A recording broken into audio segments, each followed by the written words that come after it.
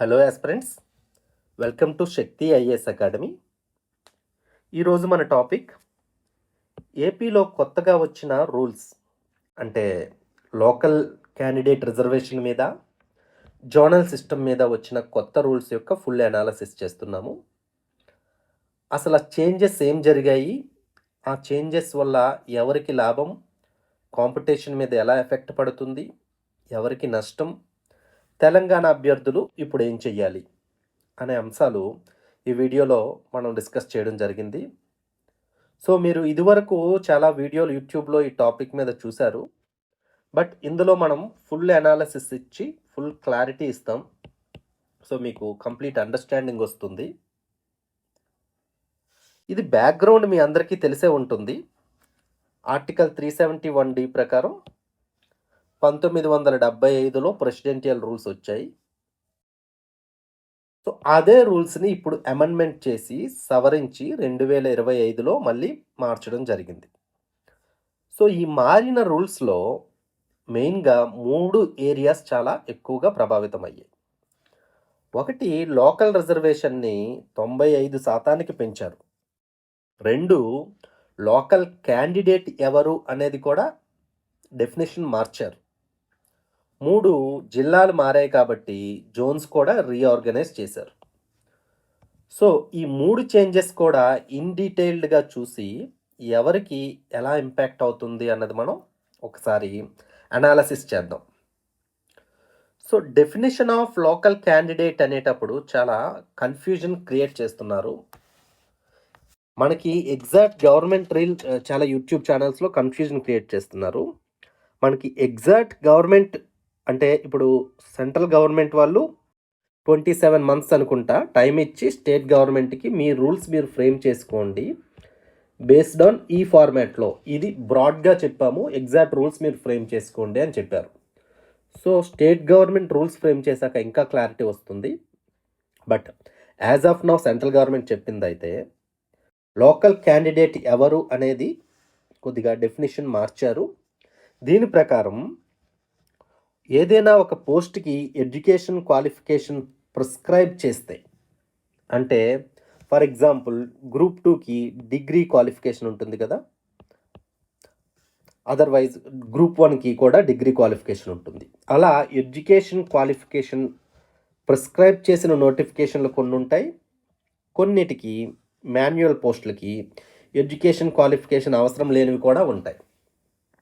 So మేజర్గా మనం వరి అయ్యేది ఎడ్యుకేషన్ క్వాలిఫికేషన్ ఉండే పోస్టులకు కదా. సో దాంట్లో మళ్ళీ ఆ ఎడ్యుకేషన్ క్వాలిఫికేషన్ మీరు ఇన్స్టిట్యూట్లో చదివారా లేకపోతే ఇన్స్టిట్యూట్లో చదవలేదా అని ఉంటుంది. ఇన్స్టిట్యూట్లో చదవకపోకుండా ఎలా వచ్చింది అని అంటే, ఇప్పుడు ఫర్ ఎగ్జాంపుల్ మీకు తెలిసే ఉంటుంది, 10th క్లాస్ ఎస్ఎస్సి సర్టిఫికేట్లో ప్రైవేట్ అని రాస్తారు. పైన ప్రైవేట్ అని రాశారంటే అతను ఇన్స్టిట్యూట్లో 10th క్లాస్ వరకు చదవలేదు, ఏ స్కూల్లో కూడా, ప్రైవేట్గా కట్టి పాస్ అయ్యాడు అంటే ఇలాంటి వాళ్ళందరూ ప్రైవేట్ స్కూల్లో, గవర్నమెంట్ రికగ్నైజ్డ్ కాని ప్రైవేట్ స్కూల్స్ ఉంటాయి కొన్ని. 2008కి ముందు, ఆర్టీఏ యాక్ట్ ముందు, అంటే రైట్ టు ఎడ్యుకేషన్ యాక్ట్ రాకముందు ఇటువంటి స్కూల్స్ కుప్పల తెప్పలుగా ఉండేవి. ప్రతి గల్లీకి ఒక స్కూల్ ఉండేది.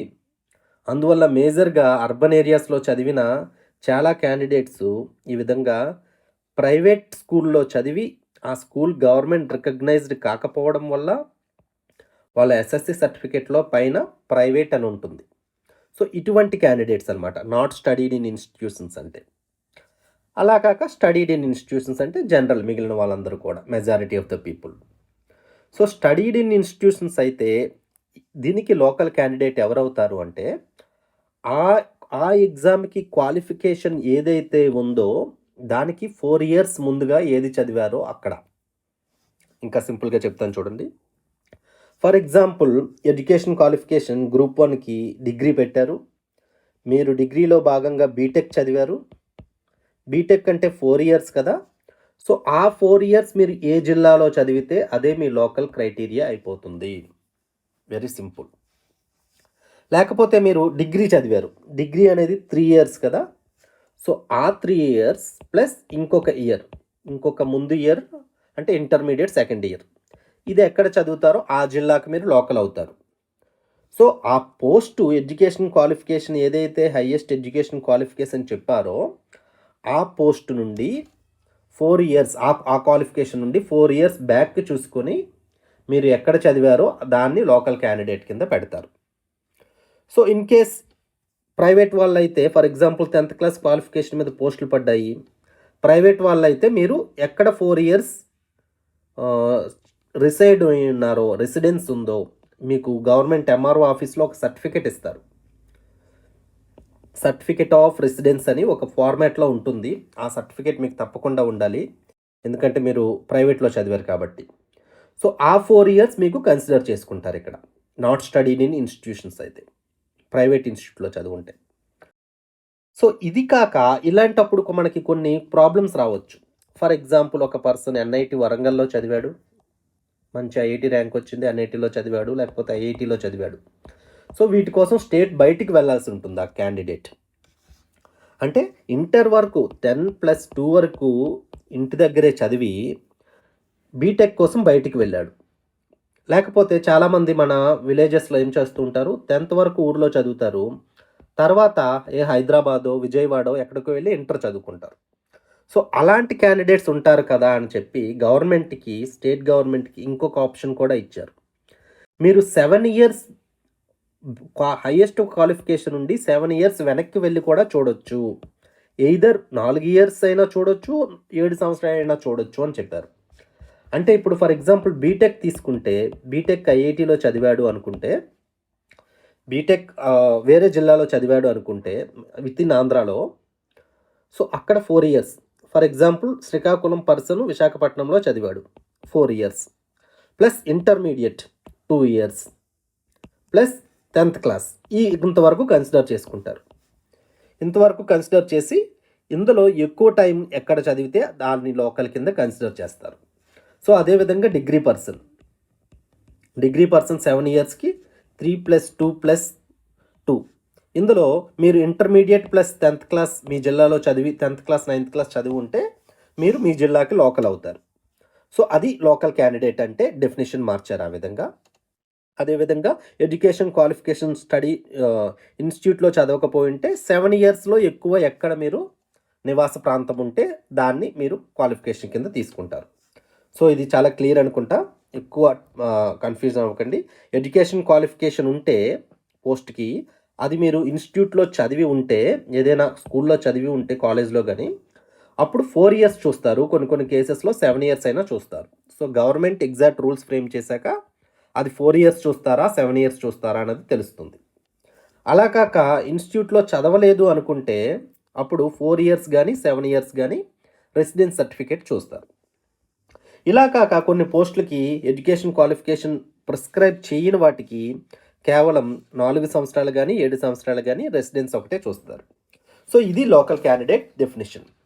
సో, 4 ఇయర్స్ మీరు ఒక జిల్లాలో చదివి ఉండాలి. ఆ జిల్లాకు లోకల్ అయి ఉంటారు. లేకపోతే 7 ఇయర్స్‌లో ఎక్కువ టైం ఏ ప్రాంతంలో చదివితే దానికి మీరు లోకల్‌గా అవుతారు. సో, లోకల్ క్యాండిడేట్ అనేది ఈ విధంగా చేంజెస్ చేశారు. సో, దీంతో మనకు పెద్ద ఇంపాక్ట్ ఉండదు.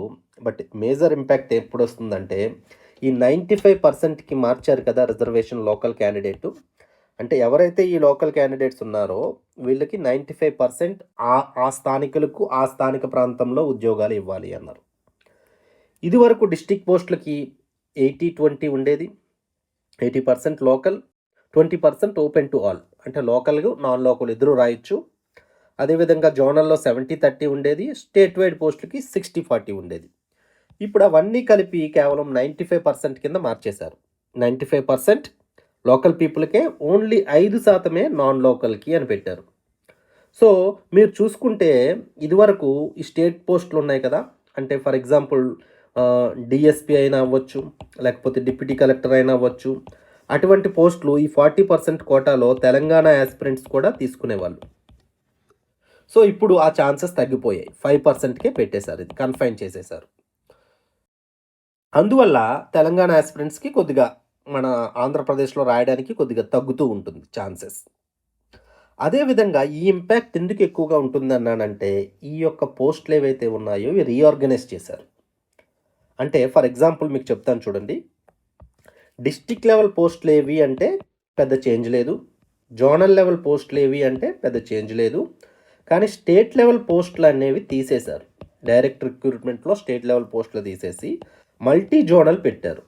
అంటే ఇదివరకు డిప్యూటీ కలెక్టర్, డిఎస్పి లాంటి పోస్టులన్నీ కూడా ఇప్పుడు స్టేట్ వైడ్ కాంపిటీషన్ కాదు, మల్టీ జోనల్ కాంపిటీషన్ అంటున్నారు. సో మీరు గ్రూప్ 2 కానీ గ్రూప్ 2 కన్నా కింద లెవెల్ పోస్టులు అంటే డిఎస్సి కానీ లేకపోతే కానిస్టేబుల్ కానీ లేకపోతే పంచాయతీ సెక్రటరీ, సచివాలయం పోస్టులు అలాంటివి ప్రిపేర్ అయితే మీకు కొద్దిగా బెనిఫిట్ వస్తూ ఉంటుంది. ఎందుకంటే 95% మీ స్థానిక పోస్టులు మీకే వస్తాయి కాబట్టి బయట జోనల్ వాళ్ళకు ఎవరు కూడా, బయట జిల్లా వాళ్ళు ఎవరు కూడా మీ దగ్గరికి వచ్చి తీసుకువెళ్ళలేరు. సో అదేవిధంగా గ్రూప్ 2లో కూడా డిప్యూటీ తహసీల్దార్, సబ్ రిజిస్ట్రార్ లాంటి పోస్టులు ఏ జోన్వి ఆ జోన్కే మోస్ట్లీ కన్ఫైన్ అయిపోతాయి. ఇది ఒక శుభ పరిణామమే. సో ఈ జోన్ 2 అంటే పాత జోన్ ప్రకారం జోన్ 2లో పోస్టులు ఇదివరకు జోన్ 1 వాళ్ళు లేకపోతే 4 వాళ్ళు ఎక్కువగా కొట్టుకుపోయేవాళ్ళు, ఆ 30%లో ఉండేవన్నీ కూడా. సో ఇప్పుడు వాళ్ళకి ఛాన్సెస్ పెరుగుతాయి. జోన్ 2 వాళ్ళకి వాళ్ళ పోస్టులు వాళ్ళే ఎక్కువగా తీసుకోవడం, లేకపోతే జోన్ 3 వాళ్ళు కూడా వాళ్ళ పోస్టులు వాళ్ళే ఎక్కువగా తీసుకోవడం జరుగుతూ ఉంది. సో ఇది ఒక శుభ పరిణామమే. 95% స్థానికులకే ఉద్యోగాలు ఇవ్వడం అనేది మంచి ఆలోచనే. కాకపోతే వచ్చిన తిరకాస్త అంతా గ్రూప్ 1 లెవెల్లో వచ్చింది. ఎందుకు అంటున్నానంటే గ్రూప్ 1లో ఏం చేశారంటే స్టేట్ లెవెల్ కాంపిటీషన్ తీసేసి మల్టీ జోనల్ పెట్టారు. అంటే అందరం ప్రిపేర్ అయ్యే ఈ డిప్యూటీ కలెక్టర్, డిఎస్పి లాంటి పోస్టులు ఏ జోన్లో ఆ జోన్లోనే ప్రిపేర్ అవ్వాలి. అంటే ఫర్ ఎగ్జాంపుల్ జోన్ 2 యాస్పిరెంట్ ఉన్నాడు అనుకోండి, పాత జోన్ల ప్రకారం చెప్తున్నా. జోన్ 2 యాస్పిరెంట్ జోన్ 4లో వేకెన్సీ ఉంటే ఈసారి అందుకోలేడు. ఎందుకంటే ఇతను మల్టీ జోనల్ 1 కింద ఉంటాడు, ఇతను మల్టీ జోనల్ 4 కింద ఉంటాడు. సో ఎవరైతే మెరిట్ స్టూడెంట్, బాగా కాంపిటేటివ్గా బాగా చదివిన మెరిట్ స్టూడెంట్స్ ఉంటారో వాళ్ళకి డీసీ, డిఎస్పి లేకపోతే జిఎస్టీ కమిషనర్ లాంటి మంచి మంచి పోస్టులు తగ్గిపోతాయి. నెంబర్ ఆఫ్ పోస్టులు తగ్గిపోతాయి. అందువల్ల ఏమవుతుంది, నెంబర్ ఆఫ్ పోస్టులు తగ్గిపోవడం వల్ల వాళ్ళకి ఎలిజిబుల్ పోస్టులు చాలా ఉండవు. కొన్నిసార్లు డిప్యూటీ కలెక్టర్ లాంటి పోస్టులు ఉండకపోవచ్చు. ఫర్ ఎగ్జాంపుల్ మీకు పాత రోస్టర్ చూస్తే అర్థమవుతుంది. చూపెడతా చూడండి. ఇది పాత రోస్టరు 2023 నోటిఫికేషన్ది. ఇక్కడ మీరు చూసుకుంటే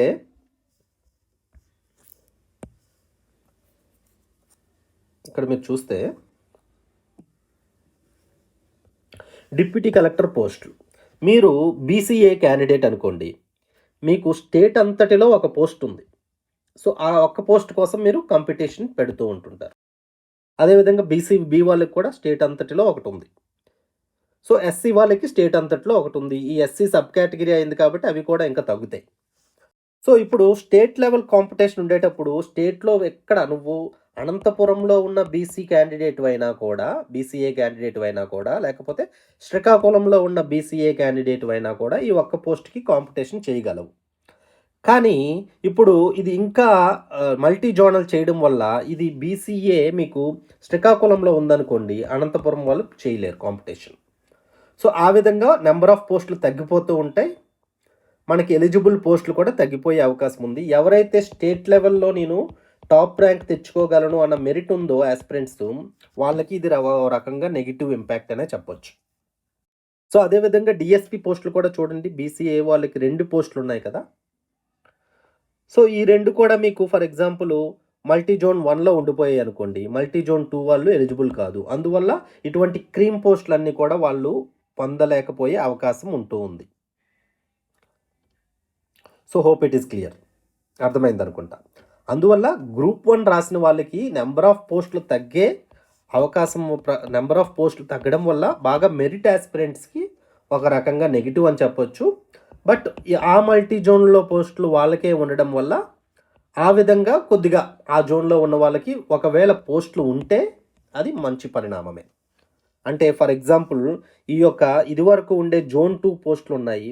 జోన్ 2 వాళ్ళు ఇప్పుడు ఓన్లీ జోన్ 1 వాళ్ళతోనే కాంపిటీషన్ చేయాలి. అంటే ఈస్ట్ గోదావరి, వెస్ట్ గోదావరి వాళ్ళు శ్రీకాకుళం, విశాఖపట్నం, విజయనగరం వాళ్ళతోనే కాంపిటీషన్ ఉంటుంది. ఆ విధంగా అటువంటి వాళ్ళకి కొద్దిగా మంచి జరిగినా కూడా ఓవరాల్గా నెంబర్ ఆఫ్ పోస్టుల ప్రకారంగా చూస్తే తగ్గినట్టే మనం భావించవచ్చు. సో గ్రూప్ 1 వాళ్ళకి కొద్దిగా నెగిటివ్ ఉంటుంది. గ్రూప్ 2 బిలో వాళ్ళందరికీ కూడా నో ఇంపాక్ట్. తర్వాత జోనల్ సిస్టమ్, ఇది అందరికీ తెలుసు. డిస్ట్రిక్ట్స్ మార్చారు కాబట్టి కొత్త జోనల్ తీసుకొచ్చారు. జోన్ 1లో పెద్ద ఇంపాక్ట్ లేదు, ఓన్లీ అల్లూరి సీతారామరాజు ఒక్కటే మార్చారు. సో ఇప్పుడు మనం మన టెలిగ్రామ్ ఛానల్లో కామెంట్ సెక్షన్లో లింక్ కూడా పెట్టాను కదా మన ఛానల్. మీరు జాయిన్ అవ్వకపోయింటే జాయిన్ అవ్వండి టెలిగ్రామ్ ఛానల్లో. సో మనం డైలీ అప్డేట్స్ అన్నీ కూడా అందులో ఇస్తూ ఉంటాం. అందులో మనం పోల్ కూడా పెట్టాము. So majority of the people ఇప్పుడు జోన్ 1 అండ్ ఈ జోన్ 4లో ఉన్నారు. అంటే ఇప్పుడు కాంపిటీషన్ కూడా ఎక్కువగా ఎక్కడుందని మనం భావించవచ్చు. అంటే ఈ జోన్ 4లో జోన్ 1లో చాలా ఎక్కువ కాంపిటీషన్ ఉంది. ఈ జోన్ 1 ఇదివరకు ఎప్పుడు ఉన్న కాంపిటీషనే, ఎప్పుడు కాంపిటీషన్ ఎక్కువగా ఉన్న జోనే, అది పెద్దగా చేంజ్ అవ్వలేదు కాబట్టి అక్కడ కాంపిటీషన్ ఎక్కువగా ఉంటుంది. జోన్ 4లో గుంటూరు, ఈ బాపట్ల, పల్నాడు, ఇవన్నీ కూడా హైలీ కాంపిటీషన్, ఎక్కువగా కాంపిటేటివ్ ఎగ్జామ్స్ ర్యాంక్స్ వచ్చే పోస్టులు. ఇదివరకు ఉండే జోన్ 4ని 2 రకాలుగా విభజించారు. బట్ ఇప్పుడు మెజారిటీ కాంపిటీషన్ చూస్తే జోన్ 4, జోన్ 1 ఈ 2 జోన్లలో కూడా ఎక్కువ కాంపిటీషన్ ఉంటుంది. ఎందుకంటే గవర్నమెంట్ జాబ్స్కి ప్రిపేర్ అయ్యే ఆస్పిరెంట్స్ చాలా ఎక్కువగా ఉంటారు. బట్ అది చాలా మైన్యూట్ లెవెల్ చేంజెస్. మీరు హార్డ్ వర్క్ చేస్తూ మీ 100% మీరు హానెస్ట్గా చదువుతూ ఉంటే మీ జోన్లోనే కాంపిటీషన్ ఉంటుంది కాబట్టి తప్పకుండా మీకు మంచి ర్యాంక్ అయితే వస్తుంది. సో అందరికీ ఇది వీడియో అర్థమైంది అనుకుంటా. మేజర్ చేంజెస్లో ఈ లోకల్ క్యాండిడేట్ క్రైటీరియా కొద్దిగా మార్చారు. తర్వాత ఈ యొక్క జోనల్ సిస్టంలో స్టేట్లో ఈ పోస్టులు ఏవి జోనల్ పోస్టులు, ఏవి మల్టీ జోనల్ పోస్టులు అని చెప్పే క్రమంలో కొద్దిగా గ్రూప్ 1 వాళ్ళకి హైలీ మెరిట్ క్యాండిడేట్స్కి కొద్దిగా నెగిటివ్ ఇంపాక్ట్ అనే చెప్పుకోవచ్చు మనం. సో ఫైనల్గా తెలంగాణ ఆస్పిరెంట్స్ ఏం చేయాలి ఇప్పుడు అన్నది కూడా చూద్దాం. తెలంగాణ ఆస్పిరెంట్స్కి ఇప్పుడు ఓన్లీ 5% పోస్టులే ఎలిజిబుల్ ఉన్నారు. సో అందువల్ల రిలేటివ్గా జాబ్ రావడం అనేది కష్టమనే చెప్పవచ్చు. అంటే మీకు ఈ 5% ఓన్లీ తెలంగాణ ఆస్పిరెంట్స్ కాదు, ఇది బోత్ ఆంధ్ర వాళ్ళు రాయవచ్చు, తెలంగాణ వాళ్ళు రాయవచ్చు. అందువల్ల జాబ్ వచ్చే అవకాశం రిలేటివ్గా తక్కువగా ఉంటాయి. కాకపోతే మీరు యూపీఎస్సికి కానీ లేకపోతే గ్రూప్ 1కి కానీ చదువుతూ ఉంటే మీరు తప్పకుండా ఇక్కడ గ్రూప్ 1 అండ్ గ్రూప్ 2 ఎగ్జామ్స్ రాయండి. ఎందుకంటే అట్లీస్ట్ అది ఒక గుడ్ మాక్ టెస్ట్ లాగా యూజ్ అవుతుంది. ఒక పబ్లిక్ సర్వీస్ కమిషన్ పెట్టే ఒక మంచి స్టాండర్డ్ ఎగ్జామ్ కాబట్టి చాలా యూజ్ అవుతుంది. మీరు కనుక నార్త్ ఇండియాలో చూసుకుంటే ఉత్తరప్రదేశ్, బీహార్, ఛత్తీస్గఢ్, జార్ఖండ్ అన్ని స్టేట్స్లో కూడా ఒక స్టేట్ వాళ్ళు ఇంకొక స్టేట్లో ఎగ్జామ్స్ రాసుకుంటూ ఉంటారు. ఎందుకంటే వాళ్ళకి ఎవరికి ఆర్టికల్ 371D లేదు కాబట్టి అక్కడ యూపీఎస్సికి చదివే ప్రతి ఆస్పిరెంట్ ప్రతి సంవత్సరం గ్రూప్ 1 రాస్తూ ఉంటారు, ఏదో ఒక మెయిన్స్. అందువల్ల వాళ్ళు యూపీఎస్సిలో కూడా ఈజీగా ర్యాంక్స్ కొట్టే అవకాశాలు ఎక్కువగా ఉంటుంటాయి. సో ఈ విధంగా మీరు ఇర్రెస్పెక్టివ్ ఆఫ్ మీకు జాబ్ వస్తుందా లేదా అన్నది పక్కన పెట్టి మీరు ఇదైతే తప్పకుండా అటెంప్ట్ ఇవ్వండి. ఏపీలో కూడా గ్రూప్ 1, గ్రూప్ 2ని. ఈ విధంగా మీకు మంచి ఎక్సర్సైజ్ కూడా అవుతుంది. ఇన్ కేస్ ఆ 5%లో జాబ్ వస్తే వెల్ అండ్ గుడ్, మీరు మంచిగా ఇక్కడ జాబ్ కూడా చేసుకోవచ్చు. సో ఇదివరకులాగా నెంబర్ ఆఫ్ పోస్టులు తక్కువ ఉండడం వల్ల జాబ్ వచ్చే అవకాశాలు తక్కువ ఉంటాయి. బట్ మీరు రాయడం అయితే ఆపకండి. ఎందుకంటే మంచి ఎగ్జామినేషన్ ఎన్విరాన్మెంట్లో ద బెస్ట్ పేపర్స్ని మీరు విత్ ఇన్ టైం లిమిట్లో ఎక్కడ కూడా రాయలేరు కాబట్టి ఆ ఎగ్జామ్స్ అయితే తప్పకుండా అటెంప్ట్ ఇవ్వండి. సో ఇంకేమైనా డౌట్స్ ఉంటే కామెంట్ సెక్షన్లో పెట్టండి, I will address them. Thank you, good bye.